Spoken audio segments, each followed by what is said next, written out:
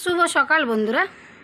তো আমার ব্লগটা এখান থেকেই চালু হচ্ছে। এখন বাজে 6:45টার কাছাকাছি। আর দেখো এদিকে আমি আজকে যেহেতু মঙ্গলবার, তো আমি কালকে বলেছিলাম না যে গোবর নিয়ে এসেছি, তো গোবর দিয়ে তো পুরোটা ছান দেওয়া যাতে না, খুব মাটি উঠে গেছে ওখানে। তো বলছি দাঁড়া, ওটা কথা।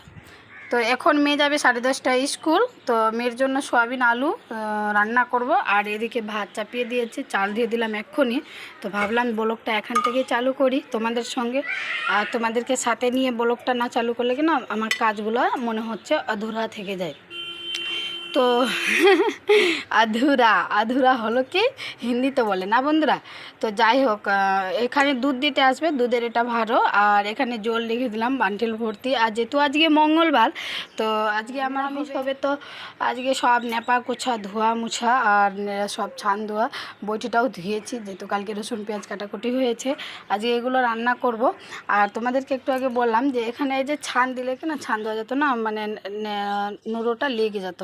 তার জন্য গোবর দিয়ে হালকা করে দিয়ে দিলাম আর সামনে সামনে ছান দিয়ে দিলাম। আর যেহেতু ঠাকুরঘরের এটা হলো ঠাকুরঘর, ঠাকুরের ঘরে আগের দিকে তো ছান দিতে হবে, যখন ঠাকুরঘরের বান্টেল দিয়ে ছান দেবো, যেটা দিয়ে ছান দিই ঘরে, ওটা দিতে দিব।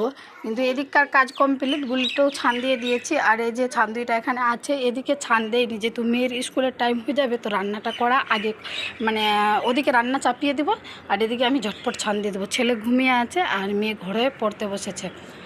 তো এই যে মেয়ে পড়তে বসেছে। তো চলো বন্ধুরা, তোমাদেরকে সাথে নিয়ে আমি ব্লগটা চালু করলাম। তোমরা সবাই ব্লগটা স্কিপ না করে পুরো ভিডিওটা দেখবে। আমার রান্নাও কমপ্লিট হয়ে গেল আর এদিকে পূজাও কমপ্লিট হয়ে গেল। একদম রান্না চাপিয়ে ছান দিলাম ওই বারান্দাতে। তারপরে স্নান করলাম, কাপড় কাচলাম। আর এখানে পুজো কমপ্লিট, দেখতেই পাচ্ছ পুজোটা কমপ্লিট। যে পুজো কমপ্লিট। আজকে যেহেতু মঙ্গলবার, তা সোমবার করে ঘট উঠায়, আবার প্রতি মঙ্গলবার ঘট বসাতে হয় গোটাই বছরে, যেহেতু মঙ্গলচণ্ডী মায়ের ঘট এটা। আর লক্ষ্মীর ঘর তো একদমই বসায় না। ছেলের জন্য যা হয় অবস্থা আমার ঠাকুর ঘরের, দিয়ে কী বলবো তোমাদের সঙ্গে। তো চলো, মেয়ের স্কুলের টাইম হয়ে গেছে, মেয়েকে স্কুল রেডি করে মেয়েকে রেডি করিয়ে দিলাম দেখো। আর গাড়ির টাইম হয়ে গেছে, এর গাড়ি আসবে। তো দেখো মেয়েকে রেডি করিয়ে দিলাম আর ছেলেকে নিয়ে এখন যাব মানে মেন রোডে, মানে আমাদের এখানে ক্লাব বোর্ডে, ওখানে গাড়ি আসছে। বাড়ির সামনে গাড়ি আসছে না, একটু দূরে আসছে। তো চলো, মেয়ের জন্যই সকালতে এত তাড়াহুড়া আর একা হাতে কাজ করা, সব মানে মেনটেজ করা অনেকটাই মুশকিল। কিন্তু তোমাদের ভালোবাসা আছে আর তোমাদের সাপোর্ট আছে, তবু সব কিছু যেহেতু পারিয়ে যাচ্ছে। কাজ করার বিচে বা মধ্যেখানে যেটাই বুঝো তোমরা, তবু তোমাদের জন্য ভিডিও করি আমি, যেহেতু অনেক কাজ করতে হয় আমাকে।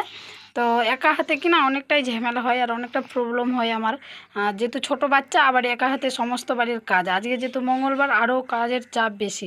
তো চলো মেয়েকে ছেড়ে আসি স্কুলে, মানে সরিয়ে তোমাদের সঙ্গে আবার দেখা হবে। চলো ভিডিওটা স্কিপ না করে পুরো ভিডিওটা দেখো। মেয়ে হাই করছে, টাটা দিচ্ছে তোমাদেরকে।